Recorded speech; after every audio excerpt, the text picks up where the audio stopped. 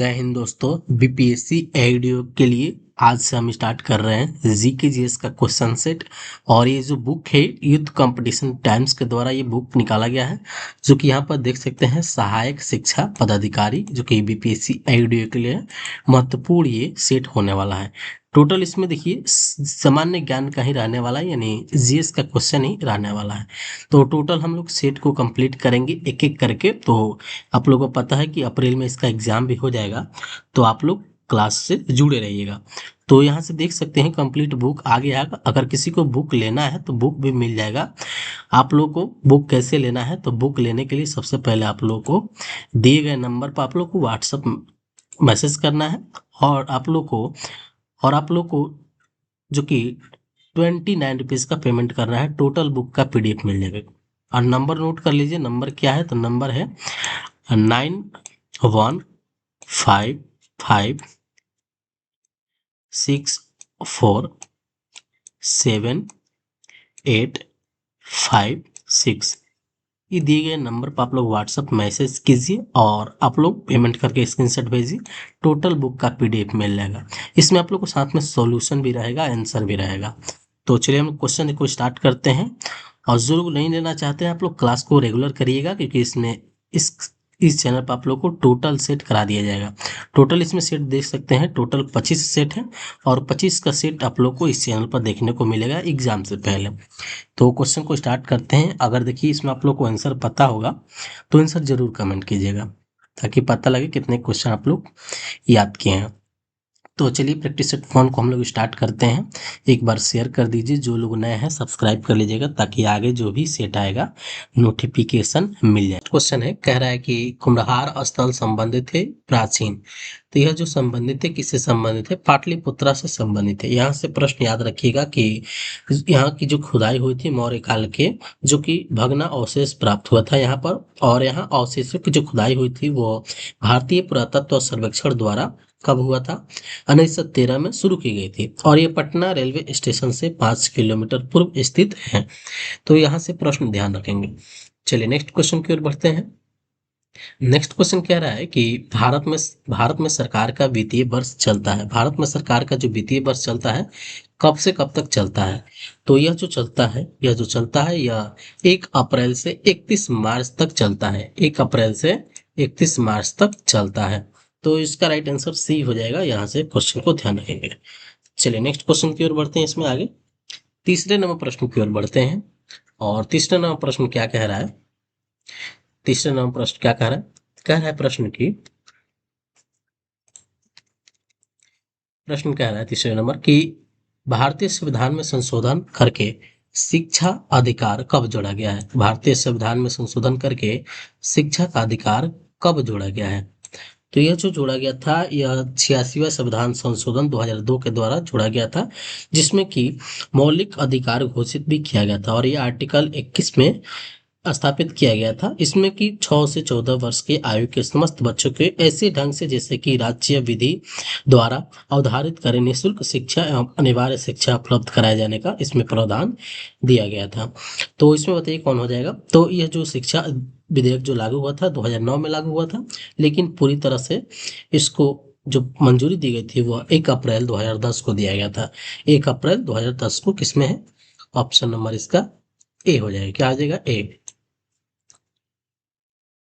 Next है 4 number. 4 number question कह रहा है कि किस अनुच्छेद के अनुसार जो कि भारत में के राष्ट्रपति के द्वारा राष्ट्रीय आपातकाल की घोषणा की जा सकती है। राष्ट्रीय आपातकाल की घोषणा की जा सकती है। तो यह जो किया जा सकता है यह कैसे किया जा सकता है, तो ये आर्टिकल जो कि 352 में राष्ट्रीय आपातकाल की घोषणा है। इसमें है राष्ट्रीय आपातकाल की घोषणा, जो कि आर्टिकल 352 में है। नेक्स्ट 5 नंबर क्वेश्चन है। क्वेश्चन कह रहा है कि क्वेश्चन क्या कह रहा है इसमें, क्वेश्चन कह रहा है कि जिस तारा मंडल के तारे ध्रुव तारे की ओर संकेत करते हैं वह होते हैं, वह क्या होते हैं। तो वह जो होते हैं वह सप्तऋषि कहलाते हैं। क्या कहलाते हैं? सप्तऋषि कहलाते हैं। और सप्तऋषि जो कि तारामंडल के ध्रुव के तारे की ओर संकेत करते हैं। यहाँ से याद रखिएगा कि ध्रुव तारे की पहचान करने में सहायता मिलती है, जिसकी इसकी जो किरणें होती है वह पृथ्वी के उत्तरी ध्रुव से 90 डिग्री कोण बनाती है। तो यहाँ से भी प्रश्न पूछता है, ध्यान रखेंगे। और ये तारा से पृथ्वी की जो कि 434 वर्ष प्रकाश वर्ष दूर उर्सा माइनर या लिटिल डीपर तारा समूह के सदस्य होते हैं। और आप लोगों को पता होगा कि उत्तरी गोलार्ध के किसी भी स्थान में 24 घंटा इस तारे को आकाश में ही एक ही स्थान पर देखा जा सकता है। चलिए, सो नेक्स्ट क्वेश्चन देखिए। क्वेश्चन कह रहा है कि क्षेत्रफल के क्रम में भारत के 3 बड़े राज्य बताइए। भारत के 3 बड़े राज्य। सबसे पहले राजस्थान आ जाएगा, दूसरे नंबर पर मध्य प्रदेश आ जाएगा, तीसरे नंबर पर महाराष्ट्र आ जाएगा। तो ऑप्शन नंबर इसका ए हो जाएगा। क्या हो जाएगा? ए। नेक्स्ट क्वेश्चन 7 नंबर देखिए और 7 नंबर क्वेश्चन का उत्तर दीजिए। 7 नंबर क्वेश्चन कह रहा है कि भारत का जो कि प्रारंभिक इतिहास है वो पुस्तक के लेखक कौन है? इस पुस्तक के लेखक हैं, उनका नाम है B.A. स्मिथ। क्या नाम है? B.A. स्मिथ नाम है। तो इसका राइट आंसर डी हो जाएगा। यहाँ से याद रखिएगा कि इसमें की समाजवादी विचारधारा के प्रभावित इसे ये एक इतिहासकार भी थे और इन्होंने 1904 में प्रकाशित उनकी यह पुस्तक है। और ये जो कि प्राचीन भारत का पहला व्यवस्थित इतिहास भी इस माना जाता है। नेक्स्ट क्वेश्चन कह रहा है कि बिहार प्रदेश में तेजी से विकास करने वाला उद्योग कौन सा है? इनमें से कौन हो जाएगा? तो इनमें से कोई नहीं हो जाएगा। इनमें से कोई नहीं हो जाएगा। ऑप्शन नंबर इसका ई हो जाएगा। इसमें देखेंगे बिहार राज्य की लगभग 80% जो जनसंख्या है वो कृषि कार्य पर ही निर्मित है। कृषि कार्य पर ही निर्मित है, यानी वर्तमान में बिहार राज्य खाद्य प्रसंस्करण, डेयरी, चीनी उत्पादन, विनिर्माण तथा स्वास्थ्य क्षेत्र में तेजी से विकास कर रहा है। अतः इसमें ऑप्शन नंबर डी हो जाएगा, यानी ई हो जाएगा। इनमें से कोई नहीं। चलिए नेक्स्ट क्वेश्चन देखिए। नेक्स्ट क्वेश्चन क्या कह रहा है? इनमें से कोई नहीं, यानी उपरोक्त में से क्या हो जाएगा? एक से अधिक भी हो जाएगा। इसमें तो खाद्य प्रसंस्करण भी है, चीनी भी है, दूध उत्पादन भी है, ये सभी हो जाएगा। इनमें से ऑप्शन नंबर ई हो जाएगा। क्या आ जाएगा? ई। चलिए नेक्स्ट क्वेश्चन देखिए। क्वेश्चन है अगला।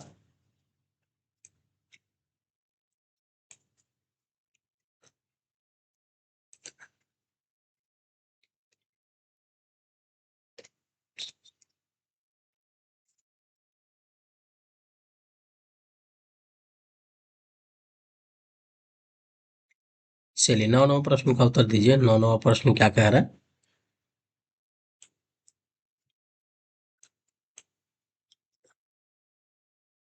प्रश्न कह रहा है कि बिहार में 1937 में गठित प्रथम भारतीय मंत्रिमंडल नेतृत्व किसने किया? किसने किया था? तो इसमें किया गया था जो कि मोहम्मद यूनिस के द्वारा। मोहम्मद यूनिस, याद रखिएगा कि इन्होंने 1935 के भारत परिषद अधिनियम के अंतर्गत देश भर में जनवरी 1937 में चुनाव कराए गए थे। और इसमें बिहार में कांग्रेस को प्रभावशाली बहुमत प्राप्त हुए थे, जिसमें कि कुल 152 स्थान में से 107 जो कि कांग्रेस के ही मिला था। और 98 स्थानों पर उसे विजय मिली थी, जिसमें कि 24 मार्च 1937 को बिहार के तत्कालीन राज्यपाल M.G. हेटल ने कांग्रेस विधायक दल के नेता श्री कृष्ण सिंह को सरकार बनाने का निमंत्रण भी दिया था। तो यहाँ से ध्यान रखेंगे। चलिए नेक्स्ट क्वेश्चन देखेंगे। क्वेश्चन है, कह रहा है कि पटना लॉन का गांधी मैदान के रूप में नामकरण कब किया गया था?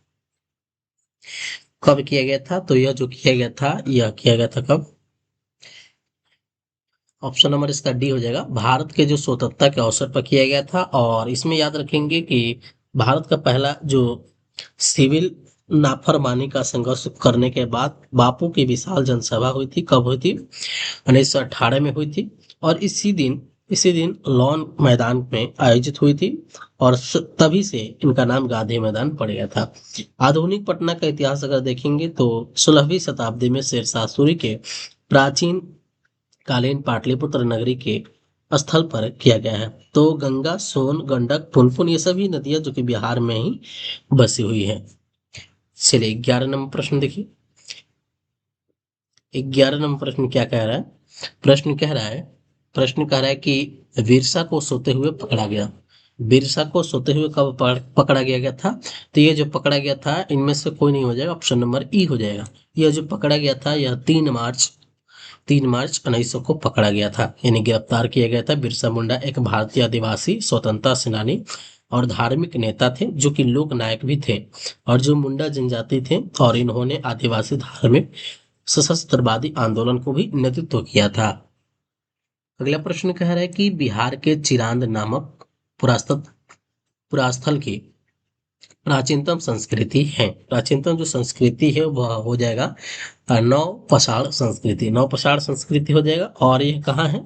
याद रखिएगा, छापरा से 11 किलोमीटर दक्षिण पूर्व में चिरांद सारण जिला स्थित है, जो कि सबसे महत्वपूर्ण पुरातत्व स्थल जो कि नवपाषाण काल से संबोधित है, जिसमें कि घाघरा नदी किनारे बसे जो कि स्तूप नुमा बराव को हिंदू बौद्ध तथा मुस्लिम प्रभाव के उतार चढ़ाव से जोड़कर देखा जाता है।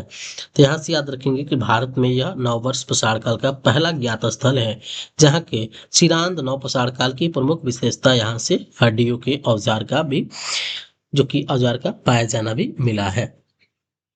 नेक्स्ट क्वेश्चन 13 नंबर क्वेश्चन कह रहा है कि ज्ञानदीप नामक पुस्तक की रचना किस महान संत ने किया है? किस महान संत ने किया है? तो यह किया है दरिया साहब ने। किसने किया है? दरिया साहब ने किया है, ऑप्शन नंबर बी हो जाएगा। यहां से याद रखिएगा, इन्होंने 20 से अधिक पुस्तकें लिखी हैं, जिसमें ज्ञानदीप तथा इसमें दरिया जो कि ये दो प्रमुख हैं, यहां से याद रखेंगे।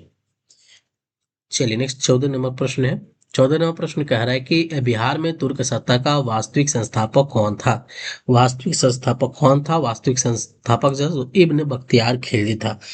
इब्न बख्तियार खिलजी था, और यह जो कि 12वीं से 13वीं शताब्दी में बिहार में कर्मनाशा नदी के पूर्वी और सैनिक अभियान भी किया था, और उस समय वहां पर सेन वंश का शासक था, जिसमें कि लक्ष्मण सेन था।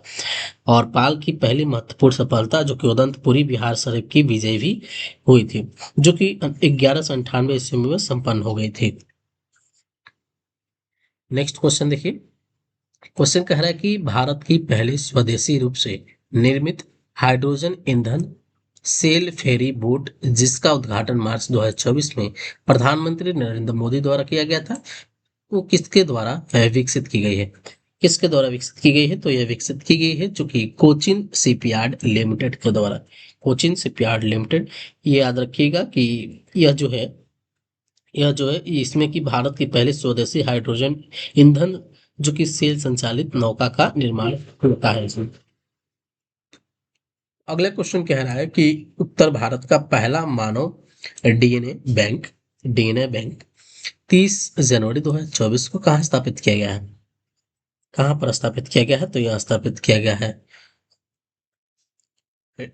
क्या हो जाएगा? बनारस हिंदू विश्वविद्यालय हो जाएगा। बनारस हिंदू विश्वविद्यालय, ऑप्शन नंबर डी हो जाएगा। क्या हो जाएगा? ऑप्शन नंबर डी हो जाएगा। यहाँ से याद रखेंगे कि उत्तर भारत का पहला डीएनए बैंक बनारस हिंदू विश्वविद्यालय जो कि जूलॉजी डिपार्टमेंट में 30 जनवरी 2024 को स्थापित किया गया था, जिसमें कि मेक इन इंडिया के तहत निर्मित मशीनों को चलाया गया था। और वर्ष 1953 में जो कि वाटसन एवं क्रिक ने डीएनए की जो कि द्विकुंडलित संरचना मॉडल प्रतिपादित भी किया था, जिसके लिए उन्होंने वर्ष 1962 में नोबेल पुरस्कार भी मिला था। नोबेल पुरस्कार भी मिला था। चलिए नेक्स्ट क्वेश्चन देखते हैं।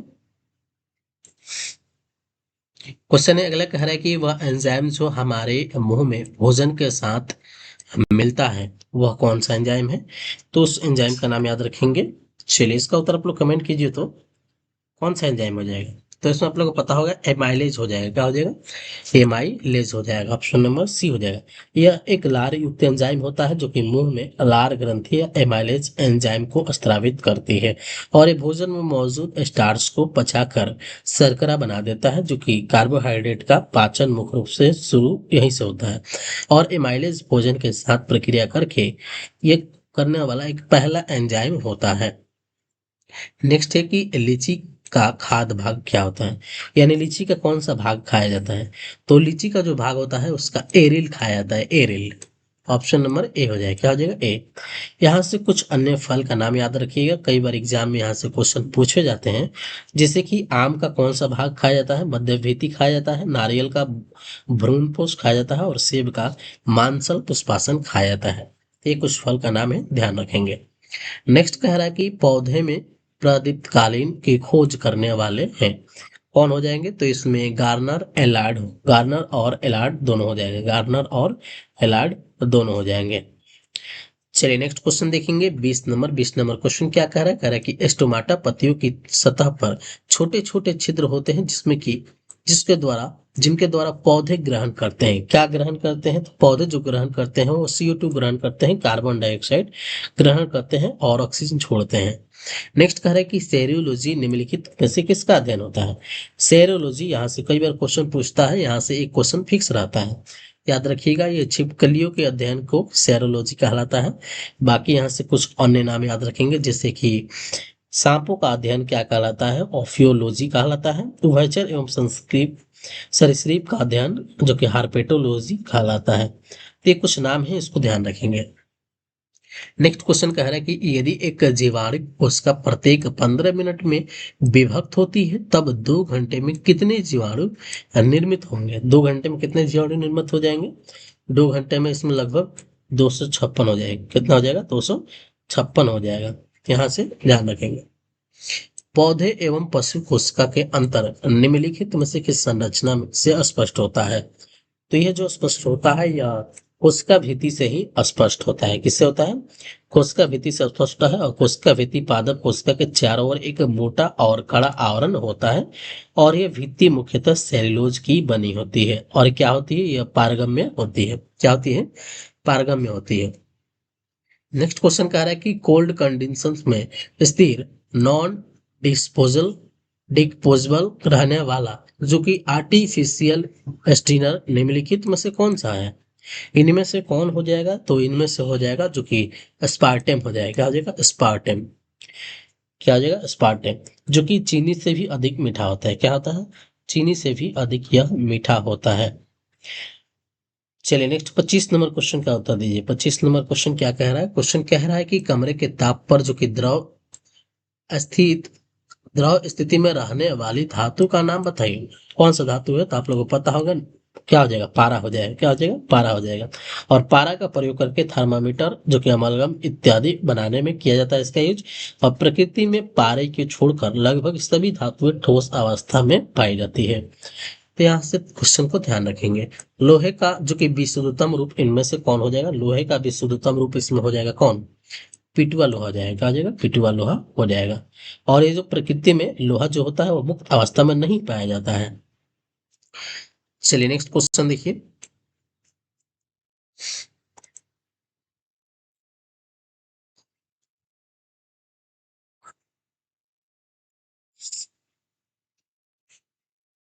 नेक्स्ट क्वेश्चन देखिए 27 नंबर। 27 नंबर क्वेश्चन क्या कह रहा है?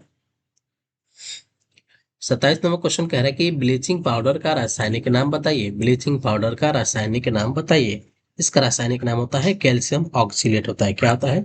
कैल्शियम ऑक्सीलेट होता है, जिसका सूत्र होता है CaCaO Cl2 होता है। CaO Cl2 होता है। सूत्र इसका याद रखेंगे। नेक्स्ट क्वेश्चन कह रहा है कि निम्नलिखित में से किस तत्व की परमाणु त्रिज्या सबसे बड़ी होती है? सबसे बड़ी जो होती है वो लिथियम का ही होती है। किसका होता है? लिथियम का ही होता है। चलिए नेक्स्ट इसमें देखेंगे आगे। क्वेश्चन कह रहा है कि फलों को जबरदस्ती पकाने के लिए निम्नलिखित में से किस गैस का उपयोग किया जाता है? तो इसमें जो यूज किया जाता है एथिलीन का यूज किया जाता है। किसका यूज किया जाता है? एथिलीन का, जिसका सूत्र होता है C2H4। क्या होता है? C2H4 होता है। नेक्स्ट क्वेश्चन कह रहा है कि सोडियम हाइड्रोक्साइड और हाइड्रोक्लोरिक एसिड की अभिक्रिया से सोडियम क्लोराइड और जल बनते हैं। तो यह कौन सी अभिक्रिया है? तो यह जो अभिक्रिया होती है उदासीनीकरण अभिक्रिया होती है। सभी चुंबकीय पदार्थ अपने चुंबकीय गुण खो देते हैं जब, क्यों खो देते हैं?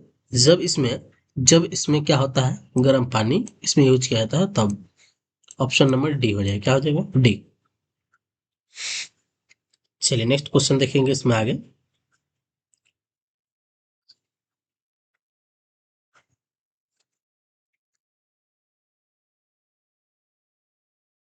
32 नंबर क्वेश्चन देखिए। इसको चेंज करना है। कह रहा है कि इसमें 50 डिग्री सेल्सियस का मान फॉरेन हाइट में चेंज करना है। तो इसका एक सूत्र होता है, सूत्र याद रहेगा, आसानी से आप लोग इसको बना सकते हैं। तो चलिए हम लोग देखते हैं इसमें। कह रहा है कि 50 डिग्री सेल्सियस का मान फ़ारेनहाइट में, इसका फ़ारेनहाइट स्केल में बताइए कितना हो जाएगा। तो इसको निकालने के लिए सूत्र को याद रखेंगे, आसानी से बन जाएगा। ऑप्शन नंबर इसका बी आएगा, 122। क्या आ जाएगा? 122 आ जाएगा। चलिए नेक्स्ट इसमें बताना है कि 40 डिग्री सेल्सियस का जो कि मान जो है फ़ारेनहाइट स्केल में क्या होगा। वही सूत्र से भी बनेगा ये भी। ऑप्शन नंबर ए हो जाएगा। क्या हो जाएगा? ए। नेक्स्ट कह रहा है कि संघनन क्या होता है। संघनन, संघनन क्या होता है? संघनन जो होता है वह वाष्प का द्रव में परिवर्तन संघनन कहलाता है। नेक्स्ट कह रहा है कि सुनार तकनीक का प्रयोग होता है। सुनार तकनीक का प्रयोग जो होता है वह किस कहाँ होता है? तो इसका जो यूज किया जाता है इनमें से कोई नहीं हो जाएगा। ऑप्शन नंबर नहीं, ये नहीं होगा, डी हो जाएगा। उपरोक्त एक से अधिक हो जाएगा, यानी सभी हो जाएगा। इसमें क्या हो जाएगा? सभी। नेक्स्ट क्वेश्चन कह रहा है कि चुंबकीय क्षेत्र है। चुंबकीय क्षेत्र क्या है? चुंबकीय क्षेत्र जो होता है वह सदिश राशि होता है। क्या होता है? सदिश राशि होता है। सदिश राशि होता है। नेक्स्ट कह रहा है कि हवा में नमी मापने के लिए निम्नलिखित में से किस उपकरण का उपयोग किया जाता है। तो इसमें जो उपयोग किया जाता है वह उपयोग किया जाता है इसमें हाइड्रोमीटर का। किसका यूज करता है? हाइग्रोमीटर का। और एरोमीटर का, जो कि वायु एवं अन्य गैसों का वजन घनत्व मापा जाता है। कह रहा है कि हरित क्रांति की सफलता निम्नलिखित की उपलब्धता पर निर्भर करती है। निर्भर है, तो ये किस पर निर्भर है? यह निर्भर है चूंकि उपरोक्त में से सभी पर निर्भर है। इसमें देखेंगे तो बीजों की जो उच्च पैदावार है ये भी हो जाएगा। साथ में इसमें देखेंगे कि दूसरा नंबर कह रहा है कि पर्याप्त सिंचाई सुविधा ये भी है। रासायनिक उर्वरक एवं कीटनाशक ये भी सही है। तो ऑप्शन नंबर डी हो जाएगा, इनमें से सभी। क्या हो जाएगा? इनमें से सभी। नेक्स्ट क्वेश्चन कह रहा है कि बिहार राज्य की शिशु मरणांक दर कितना है, यानी शिशु मृत्यु दर कितना है, यही पूछ रहा है। तो शिशु मृत्यु दर जो है यह झारखंड से अधिक है। कितना है? झारखंड से अधिक है। ऑप्शन नंबर इसका ए हो जाएगा। क्या हो जाएगा? ए। यहाँ से याद रखेंगे कि वर्ष 2007 में बिहार में राज्य की जो शिशु मृत्यु दर थी वो प्रति 1000 जीवित जन्म पर 58 थी। यानी 1000 अगर कोई बच्चा जन्म ले रहा है तो उसमें से 58 मृत्यु हो जाता था। 2007 की बात हो रहा है। फिर भी इसमें देखेंगे झारखंड के बारे में, तो झारखंड राज्य की 48 तथा संपूर्ण राज्य यानी संपूर्ण भारत की देखेंगे तो 55 है। तो उसी प्रकार सितंबर 2022 में जारी आंकड़ों के अनुसार 2020 में बिहार राज्य की शिशु मृत्यु दर 27 तथा संपूर्ण भारत की 28 हो गई है। बिहार के इतिहास में पहली बार राज्य का राज्य का आर्थिक सर्वेक्षण प्रस्तुत किया गया है। आर्थिक सर्वेक्षण जो प्रस्तुत किए गए थे ये सुशील मोदी के द्वारा किया गया है। सुशील मोदी के द्वारा किया गया था। और कब किया गया था? वर्ष 2007 6-7 के बीच में किया गया था। राष्ट्रीय नियोजन में रूलिंग प्लान की अवधारणा लागू की गई थी। यह जो लागू की गई थी वह जनता सरकार के द्वारा लागू की गई थी। गरीबी का अंतर दर्शाता है। गरीबी ये जो दर्शाता है, किसका दर्शाता है? गरीबी गरीबी जो दर्शाता है, यह गरीबी जो है ये गरीबी रेखा के और उस रेखा से नीचे रहने वाले सभी लोगों की वास्तविक आय स्तर के बीच के अंतर को बताता है। नेक्स्ट, नीति आयोग के अनुसार वर्ष 2021-22 में निम्नलिखित राज्यों में से किस एक जिसमें कि मल्टी डायमेंशनल प्रॉपर्टी इंडेक्स यानी एमपीआई सबसे निम्न था। सबसे निम्न तो जो था वो किसमें था? बताइए किसमें था सबसे निम्न? सबसे निम्न अगर देखेंगे तो वह हो जाएगा इसमें, वो कौन हो जाएगा? बिहार ही हो जाएगा। ऑप्शन नंबर डी हो जाएगा। क्या हो जाएगा? Option number D. Next question इसमें कह रहा है कि गरीबी रेखा के बारे में निम्नलिखित कथन दिए गए हैं। इसमें से बताना है कि सत्य नहीं है यानी गलत कौन है। सत्य नहीं है यानी गलत कौन है, यही बताना है। क्या हो जाएगा इसमें से बताइए। पहला कह रहा है कि एनएसएस द्वारा जो कि समय समय पर इसका अनुमान लगाया जाता है, ये तो बिल्कुल सही है। दूसरा कह रहा है कि भारत में स्वीकृत औसत कैलोरी जो कि आवश्यकता ग्रामीण क्षेत्रों में प्रति व्यक्ति प्रतिदिन 24 कैलोरी है, ये सही है। उसके बाद नेक्स्ट कह रहा है कि इसकी अनुमान आमतौर पर हर 5 वर्ष में लगाया जाता है, ये भी सही है। इनमें से सभी सही है, लेकिन ऑप्शन नंबर डी इसमें गलत है। इनमें से कोई नहीं हो जाएगा। क्या हो जाएगा? डी हो जाएगा, सॉरी ई हो जाएगा। इसमें क्या हो जाएगा? ई। नेक्स्ट देखिए, नेक्स्ट कह रहा है यदि किसी राज्य की विधानसभा का अध्यक्ष जो स्पीकर होता है वह पद त्यागना चाहे तो वह अपना त्याग पत्र किसे देना चाहेगा? वह देना चाहेगा जो कि उपाध्यक्ष को देता है। किसे देता है? उपाध्यक्ष को देता है। ये और आर्टिकल 179 में इसका प्रावधान दिया गया है। नेक्स्ट कह रहे हैं कि विधान परिषद के सदस्यों की न्यूनतम संख्या कितने हैं? न्यूनतम संख्या 40 है। कितना है? 40 है। न्यूनतम संख्या 40 है। कुल संख्या यानी न्यूनतम 40 है। चलिए 47 नंबर क्वेश्चन देखिए। 47 नंबर क्वेश्चन कह रहा है कि उच्च न्यायालय में न्यायाधीशों की संख्या निर्धारित करने का अधिकार निम्नलिखित में से किसके पास है? यह किसके पास है? राष्ट्रपति के पास है। किसके पास है? राष्ट्रपति के पास है। और ये आर्टिकल 217 में इसका प्रावधान भी दिया गया है। नेक्स्ट देखिए, कह रहे हैं कि सरकार की संसदीय जो कि व्यवस्था के बारे में विषय के बारे में बताना है कि इनमें से कौन से कर्तव्य सही है। बताइए इनमें से कौन सी 48 में बताइए। इनमें से कोई नहीं हो जाएगा। ऑप्शन नंबर ए हो जाएगा। क्या हो जाएगा? ए। नेक्स्ट 49 नंबर क्वेश्चन देखिए। 49 नंबर क्वेश्चन का उत्तर दीजिए। 49 नंबर क्वेश्चन कह रहा है, कि भारत में राष्ट्रपति की जो अध्यादेश जारी करने की शक्ति होती है किसके पास होती है? यह जो होती है विधायी शक्ति जो होती है, यह आर्टिकल 123 में इसका प्रावधान दिया गया है। संसद को राज्य सूची में किसी मामले के जो कि संबंध में कानून बनाने का शक्ति है, बशर्ते यह बशर्ते इसमें क्या होना चाहिए? तो बशर्ते ये राष्ट्र के हित में होना चाहिए। राष्ट्र के हित में होना चाहिए। ऑप्शन नंबर बी हो जाएगा। क्या आ जाएगा? बी। नेक्स्ट है कि उच्च न्यायालय की व्यवस्था जो कि अनुसार निजी भवनों के ऊपर राष्ट्रीय झंडा को फहराना देश देश के तहत हर नागरिक का मौलिक अधिकार है। बताइए किस आर्टिकल के तहत यह, बताइए इसमें। तो ये आर्टिकल 19 हो जाएगा। आर्टिकल 19 हो जाएगा जिसमें कि यह किसका होता है? ऑप्शन नंबर इसका बी हो जाएगा। क्या हो जाएगा? बी। स्वतंत्रता का अधिकार हो जाएगा इसमें, नागरिक फर जो कि इसमें अधिकार हो जाएगा ये अपना 90 के A1 में हो जाएगा। नेक्स्ट क्वेश्चन देखिए। क्वेश्चन कह रहा है कि निम्नलिखित में से कौन सा एक मानव अधिकार भारतीय संविधान के अंतर्गत मौलिक अधिकार भी है? अब इसमें भी बताना है कि मौलिक अधिकार कौन है। मौलिक अधिकार अगर देखें तो यह 46वां संविधान संशोधन के द्वारा 2002 में शिक्षा का अधिकार को मौलिक अधिकार में घोषित कर दिया गया था। तो यह अनुच्छेद 21 के तहत आता है और इसमें कौन हो जाएगा? 52 का सी हो जाएगा। शिक्षा का अधिकार हो जाएगा, राइट ऑफ एजुकेशन हो जाएगा। राइट ऑफ एजुकेशन जिसमें कि 6 से 14 वर्ष के आयु के समस्त बच्चों के लिए निःशुल्क एवं अनिवार्य शिक्षा कर दिया गया था। नेक्स्ट कह रहा है कि भारत के संविधान का निम्नलिखित में से कौन सा अनुच्छेद प्रेस की स्वतंत्रता से संबंधित है? प्रेस की स्वतंत्रता से संबंधित है तो इसमें संबंधित है आर्टिकल 19। कौन हो जाएगा? आर्टिकल 19 हो जाएगा। आर्टिकल 19 हो जाएगा।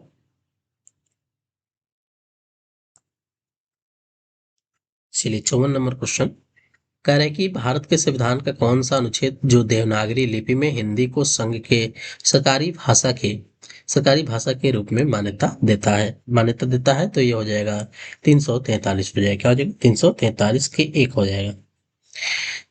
नेक्स्ट कह रहा है कि भारतीय संविधान का कौन सा अनुच्छेद हो जो संवैधानिक प्रावधानों को संघीय संसद राज्य विधान पालिकाओं द्वारा बनाए गए नियम कानून प्राथमिकता प्रदान करता है? तो इसमें हो जाएगा 245 हो जाएगा। क्या हो जाएगा? 245 जो कि ये आर्टिकल 245 के तहत होता है। आर्टिकल 245 के तहत। नेक्स्ट कह रहा है कि भारतीय संविधान की 8वीं अनुसूची में वर्णित है, यानी जो संविधान अनुसूची है उसमें बता रहा है कि जो 8वीं अनुसूची है उसमें क्या दिया गया है। 8वीं अनुसूची में दिया गया है भाषा के बारे में। तो इसमें हो जाएगा ऑप्शन नंबर डी हो जाएगा। बाकी अगर क्वेश्चन और पूछेगा इसमें कि जैसे कि 9वीं के बारे में, तो 9वीं अगर देखेंगे तो इसमें कुछ नियम है जैसे कि विनियमों का जो कि विधि मान्यकरण है। और 10 में क्या है? दल बदल के बारे में बताया गया है। 11 में क्या है? तो इसमें पंचायत की शक्तियां बताई गई है। 12वीं में जो कि नगर पालिका के बारे में बताया गया है। नेक्स्ट बताइए कि ग्लोबल वार्मिंग के जिम्मेदार गैस कौन है? तो इसमें जिम्मेदार गैस जो हो जाएगा वो CO2 हो जाएगा। क्या हो जाएगा? CO2 हो जाएगा। नेक्स्ट कह रहा है कि निम्नलिखित में से राष्ट्रीय उद्यान कौन सा एक सही सुमेलित नहीं है? सही सुमेलित नहीं ऑप्शन नंबर इसमें कौन हो जाएगा? ये हो जाएगा option number D, sorry B हो जाएगा पन्ना। पन्ना चूंकि मध्य प्रदेश MP हो जाएगा। क्या हो जाएगा? MP हो जाएगा। ये सही है जो कि पलपकरम मेघालय हो जाएगा, ये सही है, पलपकरम मेघालय। चलिए नेक्स्ट क्वेश्चन की ओर बढ़ते हैं।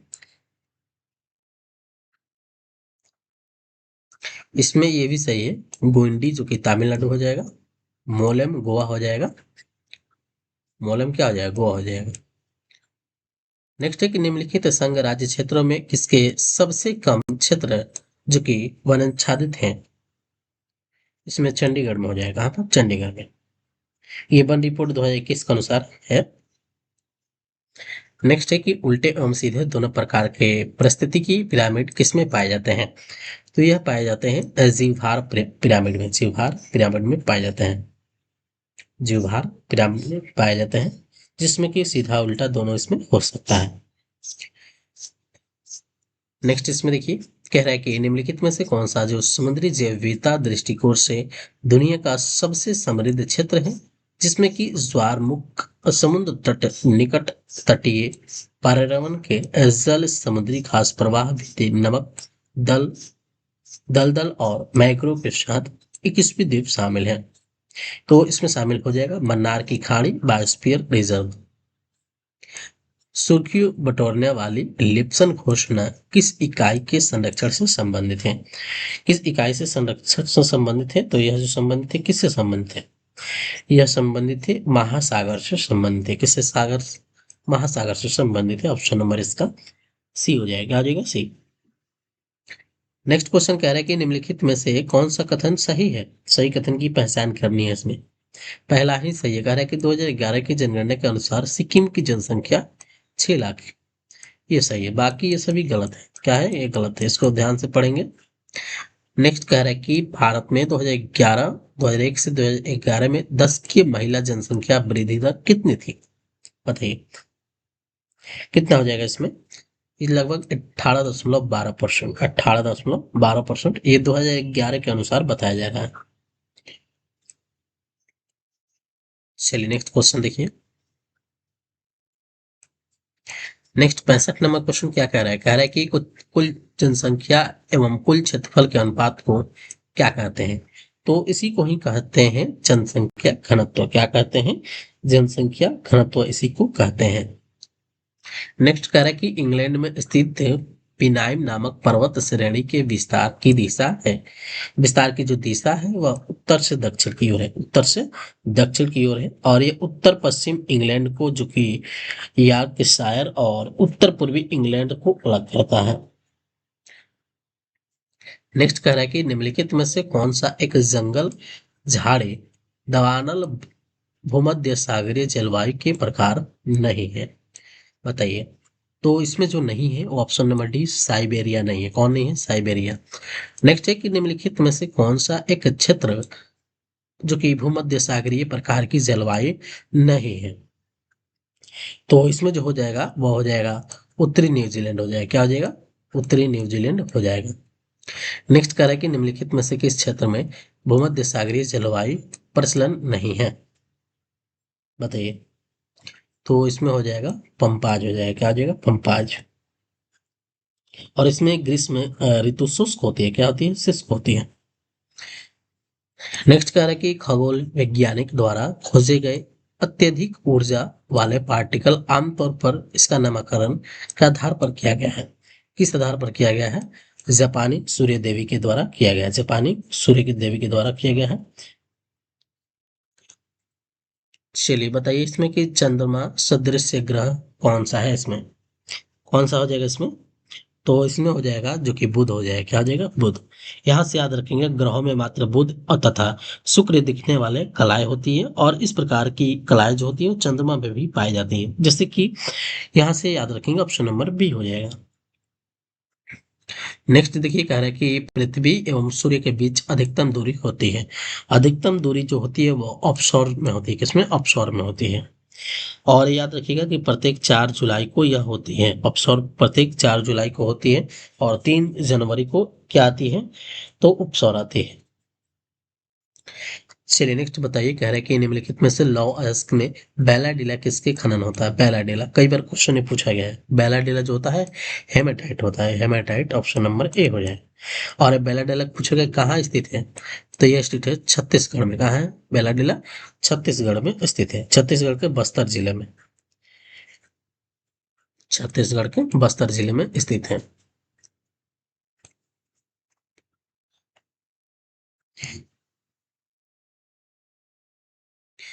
चलिए नेक्स्ट क्वेश्चन। क्वेश्चन कह रहा है कि शीत ऋतु में तमिलनाडु के तटीय क्षेत्रों में वर्षा होने का कारण क्या है? कारण इसमें यही है, उपरोक्त में से कोई नहीं हो जाएगा, ऑप्शन नंबर डी हो, ई हो जाएगा। क्या हो जाएगा? ए, ई हो जाएगा इसमें।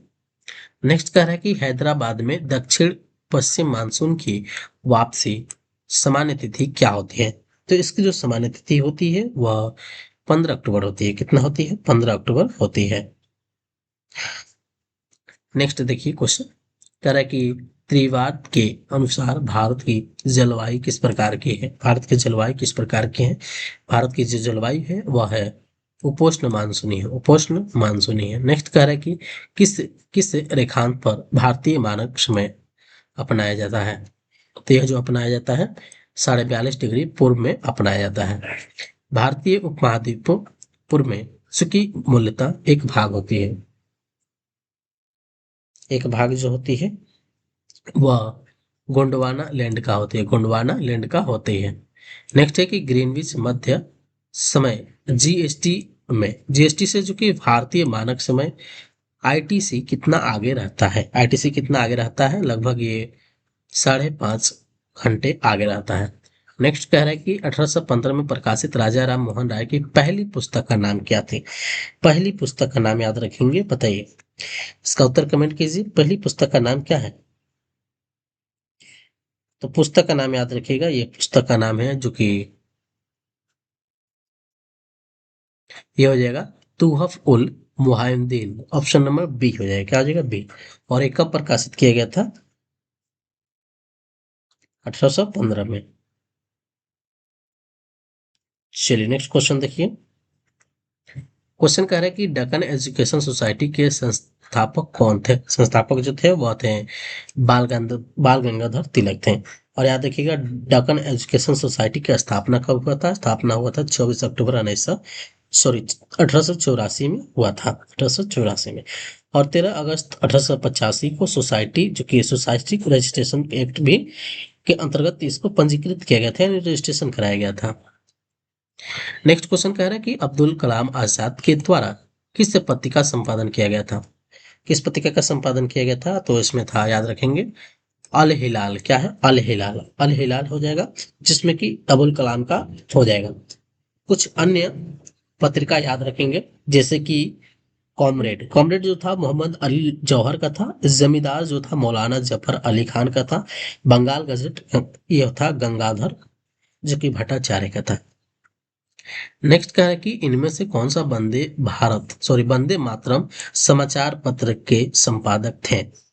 तो इसमें जो थे वो अरविंद घोष थे। कौन थे? अरविंद घोष थे। और इन्होंने 6 अगस्त 1906 को इस समाचार पत्र का प्रकाशन किया था। तो याद रखेंगे कब प्रकाशित किया गया था इसे। चलिए नेक्स्ट क्वेश्चन की ओर बढ़ते हैं।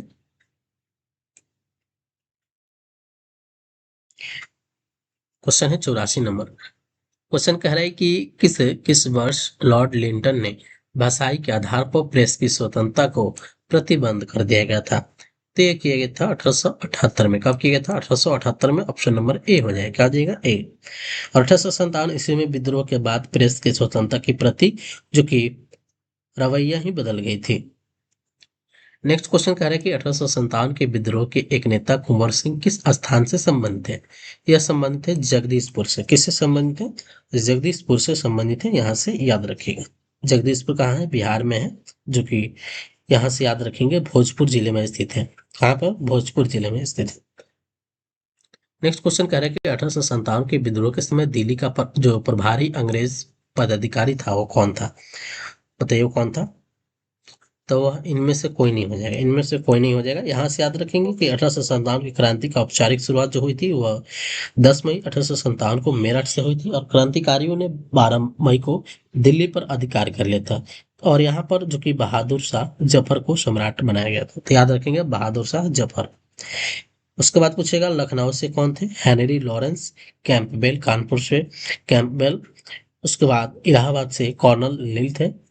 उसी प्रकार झांसी झांसी होमरोज हो जाएगा, बरेली से कैंपबेल, दिल्ली में निकोलसन और हंटसन हो जाएगा। दिल्ली में राजनीतिक एजेंट जो था वो साइमन फ्रेजर था, क्या था, साइमन फ्रेजर। नेक्स्ट देखिए कह रहा है कि इनमें से इनमें से किसने 1857 में जो कि विद्रोहियों को धोखा दिया था, किसने धोखा दिया था, तो विश्वनाथ दुबे ने धोखा किया था। और ठाकुर विश्वनाथ जो कि शाहदेव को अंग्रेजों ने 16 अप्रैल 1858 तथा उनके सेनापति पांडे गणपत राय को 21 अप्रैल 1858 को फांसी भी दे दिया गया था। नेक्स्ट क्वेश्चन देखिए 88 नंबर क्वेश्चन कह रहा है कि शेरशाह की भू लगान व्यवस्था की निम्नलिखित में से किस तुलना की जा सकती है, किससे तुलना की जा सकती है, यह तुलना किया जा सकता है रैयत बाड़ी व्यवस्था से। रैयत बाड़ी व्यवस्था क्या होता है, रैयत बाड़ी व्यवस्था वो होता है जो शेरशाह ने भूमि की माप करवाकर लगान को निश्चित कर दिया गया था इससे। नेक्स्ट क्वेश्चन देखिए, क्वेश्चन कह रहा है कि फतेहपुर सीकरी स्थित प्रसिद्ध बुलंद दरवाजा जामा मस्जिद का कौन सा प्रवेश द्वार है, कौन सा प्रवेश द्वार है, तो इसमें हो जाएगा दक्षिणी हो जाएगा, क्या हो जाएगा दक्षिणी, जिसका ऊंचाई अगर देखेंगे 134 फीट है, कितना है 134 फीट। नेक्स्ट है कि भारत के किस नगर को मध्यकाल में सिराज ए मशरिक यानी पूरब का सिराज कहा गया है, पूरब का सिराज जो है वो जौनपुर कहा गया, ऑप्शन नंबर डी हो जाएगा, क्या हो जाएगा डी। नेक्स्ट क्वेश्चन कह रहा है कि दिल्ली सल्तनत के किस सुल्तान को लाख बख्श कहा गया है, बताइए। लाख बख्श जो कहा गया है वह कुतुबुद्दीन ऐबक को कहा गया है। कुतुबुद्दीन ऐबक जो था वह गुलाम वंश का संस्थापक था।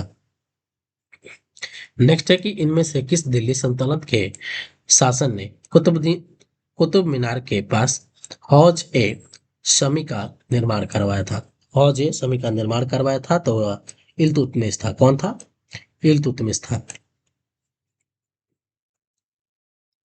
कौन था, तो इल्तुतमिश था। चलिए नेक्स्ट इसमें देखेंगे,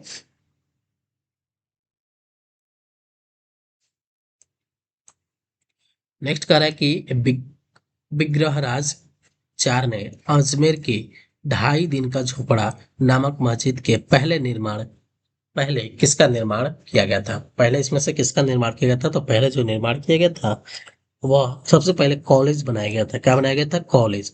नेक्स्ट कह रहा है कि एहोल में दुर्गा मंदिर का निर्माण हुआ था, एहोल में जो दुर्गा मंदिर का निर्माण हुआ था वह बताना है इसमें। तो यह जो हुआ था यह चालुक्य काल में हुआ था, कब हुआ था, चालुक्य काल में हुआ था। कहाँ हुआ था, तो बीजापुर जिले कर्नाटक में हुआ था, याद रखेंगे। चलिए 95 नंबर क्वेश्चन देखेंगे, कह रहा है कि सिंधु घाटी के लोग थे, सिंधु घाटी के जो लोग थे वह शाकाहारी मांसाहारी दोनों थे, शाकाहारी मांसाहारी दोनों थे। चलिए 97 नंबर प्रश्न का उत्तर दीजिए, और प्रश्न कह रहा है कि चुन्हू दड़ो हड़प्पा संस्कृति से संबंधित है, तो यह जो एक स्थल है जो स्थित है इसमें कहाँ स्थित है, तो यह जो स्थित है कहाँ पर स्थित है, सिंध में स्थित है, कहाँ पर, सिंध में, कहाँ पर स्थित है, सिंध में। चलिए बताइए कि पुरुषार्थ कितने थे, कितने हैं, बताइए। 4, कितना हो जाएगा, 4। धर्म अर्थ काम तथा मोक्ष। प्रथम मानव जीवाश्म भारत की किस नदी घाटी से प्राप्त हुआ था, किस नदी घाटी से प्राप्त हुआ था, यह प्राप्त हुआ था नर्मदा नदी घाटी से प्राप्त हुआ था। भारत में पशुपालन एवं कृषि के प्राचीनतम साक्ष्य प्राप्त हुए थे, यह जो प्राप्त हुए थे हैं यह मेहरगढ़ से ही प्राप्त हुए थे। कब प्राप्त हुआ था, 1982 में, 1982 में मेहरगढ़ से प्राप्त हुआ था। यहाँ से याद रखेंगे कि 7000 ईसा पूर्व पशुपालन एवं खनन की साक्ष्य प्राप्त हुआ था। नेक्स्ट बताइए कि निम्नलिखित में से कौन सा कथन सही है, सही कथन की पहचान करनी है इसमें। पहला एक सही कह रहा है कि हड़प्पा का उत्खनन 1921 में किया गया था, किसके द्वारा, दयाराम साहनी के द्वारा किया गया था। यहाँ से याद रखेंगे वर्तमान में हड़प्पा पाकिस्तान में स्थित है, ये भी सही है, ये 2 सही है, बाकी ये सभी गलत है। तो ऑप्शन नंबर इसका ए हो जाएगा, क्या हो जाएगा, ए। तो ये रहा सेट 1 कंप्लीट हो गया। टोटल सेट इसमें 25 सेट है और 2500 सेट आप लोग को डेली कराया जाएगा। तो जो लोग नए हैं सब्सक्राइब कर लीजिएगा ताकि आगे सेट का नोटिफिकेशन मिल जाएगा। और जो लोग इस बुक का पीडीएफ लेना चाहते हैं दिए गए नंबर पर आप लोग मैसेज कीजिए, आप लोग को पीडीएफ मिल जाएगा। चलिए मिलते हैं नेक्स्ट क्लास में, और नेक्स्ट क्लास में देखेंगे सेट नंबर 2 देखेंगे। तब तक इसको शेयर कर दीजिए और ज़्यादा से ज़्यादा रिवीजन कीजिए, क्योंकि समय बहुत ही कम है। आप लोग का अप्रैल में एग्जाम भी ले लिया जाएगा। तो हम मिलते हैं नेक्स्ट वीडियो में, नेक्स्ट क्लास में। तब तक इसको शेयर कर दीजिए, जो लोग नए आ रहे हैं सब्सक्राइब कर लीजिएगा ताकि